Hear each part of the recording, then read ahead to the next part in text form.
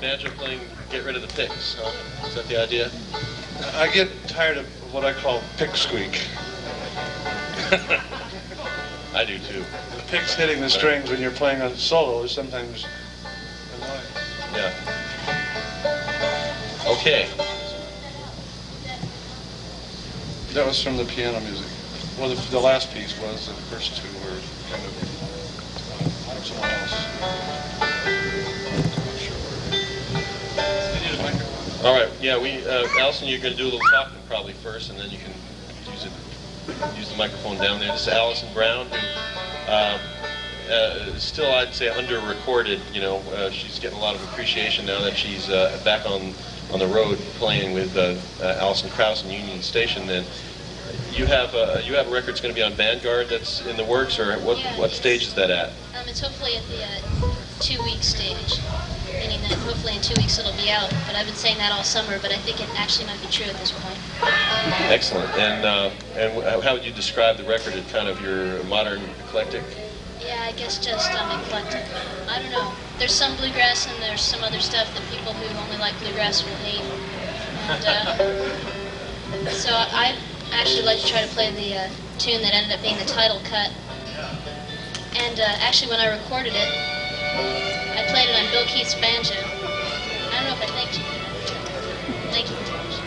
And I was trying to think of a tune that would sort of stand by itself, and so I started messing around in a D-tuning like this, like Rubin's Train tuning, and came up with this thing, and we ended up making it a duet with the banjo and the fiddle.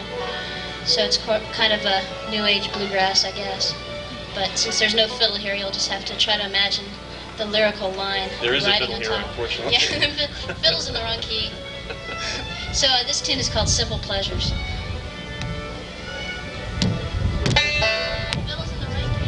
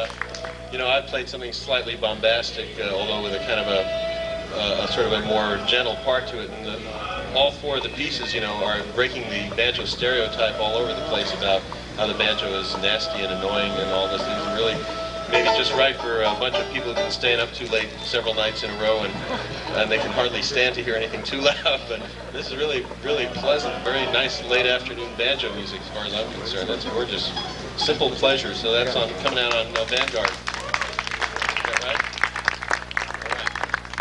All right.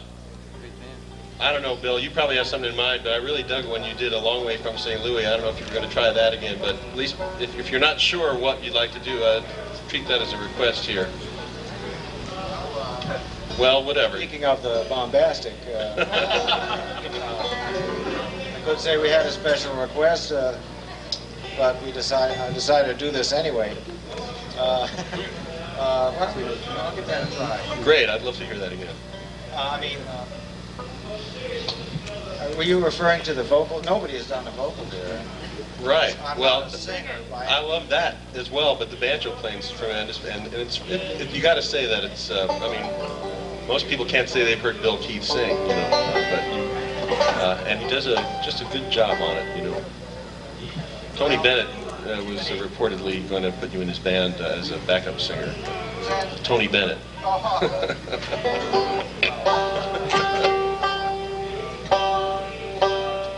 If you need a second mic there, why don't you just grab Allison's for now?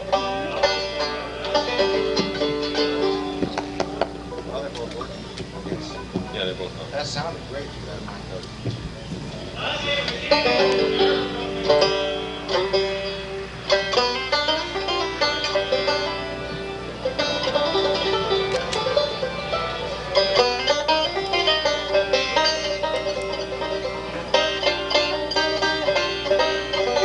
This is the intro.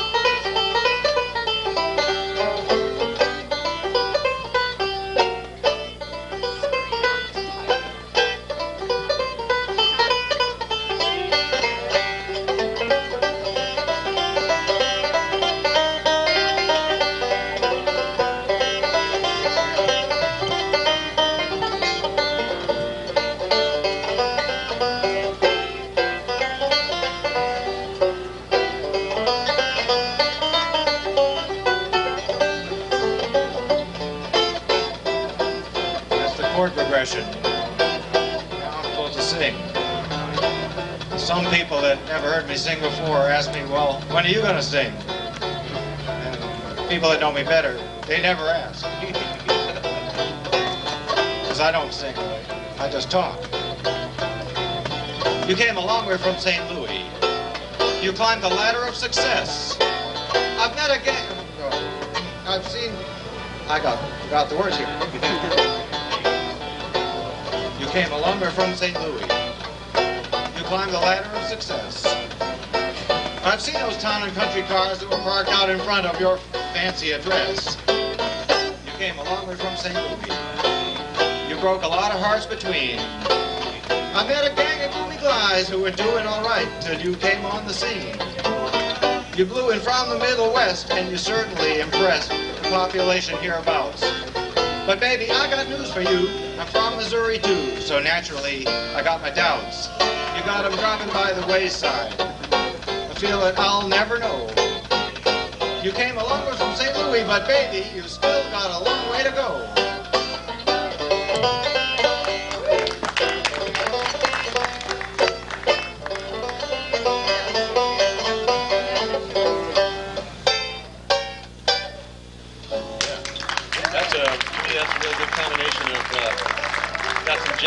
You're using the roll, you're using all kinds of different techniques on that, so it's a real neat combination of techniques. Interestingly enough, Peter, if you're getting down to the real technical nitty-gritty, people realize how much Earl depends on the thumb for lead, and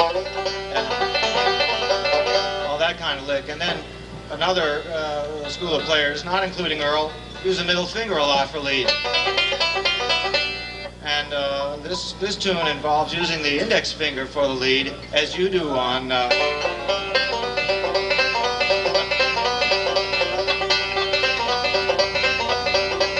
Can you hear that a little bit in... That's all index lead, and it's an overlooked technique, I believe. Actually, that lick on Huckling the Berries that you were just playing on mine, the fact that it goes index, thumb, index, is the thing that makes it's not like a Ralph Stanley index lead where it's all part of forward type thing. And that was something I got just from one lick that I learned off a New Camptown Races break that used that same little configuration. What goes around comes around. It does. Well, I appreciate it. We have just a little bit of time, but we could take a few questions and then have a big blowout finale here. So if you can make your question known, and especially if you have one person you'd like to aim it at, we could take a few minutes of questions here. How about yours? How hard do you squeeze the pick? How hard do you press the string? Who'd like to answer that?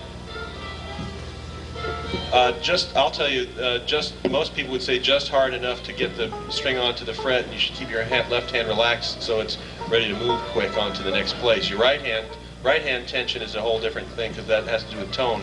But if you squeeze too hard on the string, you might bend it sharp, actually. Next. Yes. What about, does everybody here religiously do scales? Is that how you got to the level you are?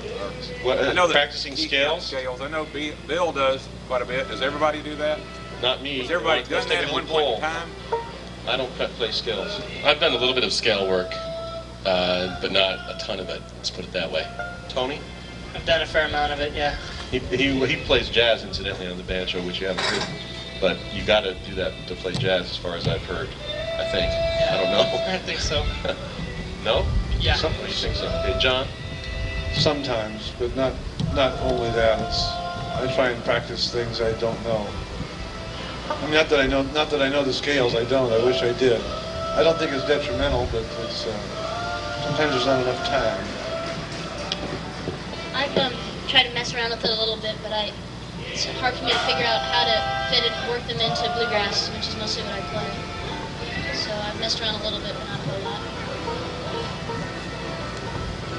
Well, yeah, I'd like to practice with scales, and my thinking is that if you're playing in a certain key, then there's hundreds of songs there, and the melody of all those tunes is moving around in the scale.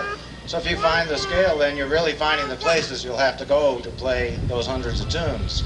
It gets your fingers used to going to certain frets, and there are, of course, there's lots of different types of scales, and some of them are very widely used in old-timey and bluegrass, and as well as jazz. And some of them are only used in jazz, but go for the more universal kinds of scales, and you'll find that your hands just get used to going there. And as you make loops and figures in those scales, you'll hear parts of other tunes.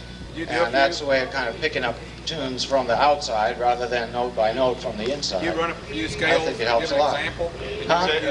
Give an example. A few scales. Could you do a few for the example? I've seen you do that. Yeah. Now that's impressive. I've already had my share of time with that question. Never mind. I mean, not to monopolize. No, John. Sorry. All right. Yeah, it's a shame with this amount of playing and analytical ability, we could go on, and there's not a whole lot of time for that. But we have tried to set it up so that after this workshop is over, the people who are on this workshop will sort of go down that way a little bit. If you want to continue to talk to them, if you're down there, we could even continue to show you stuff on the banjo or talk banjo or whatever. There's another workshop tomorrow. It's on the schedule with some of the same people, but some other wonderful players. I should also mention in context of this that I did bring all my banjo instruction stuff, videotape, play-along stuff, the Masters of the Five-String book that Tony and I wrote, and also copies of the new Hot Rise release on all formats. And if any of you guys and gal have any of your stuff with you, do you? Well, I guess I get the monopoly. Well, no, you don't, Peter. Okay, As a matter of fact, anybody that's, I'd like to see anybody that has a set of tuners, and especially if they're having a problem with them or need any parts or anything, I'd like to help you out. I've got a few extra sets of tuners around. You know these things up there? Well, just like the T-shirt says. If you're familiar with those little devices they're used to play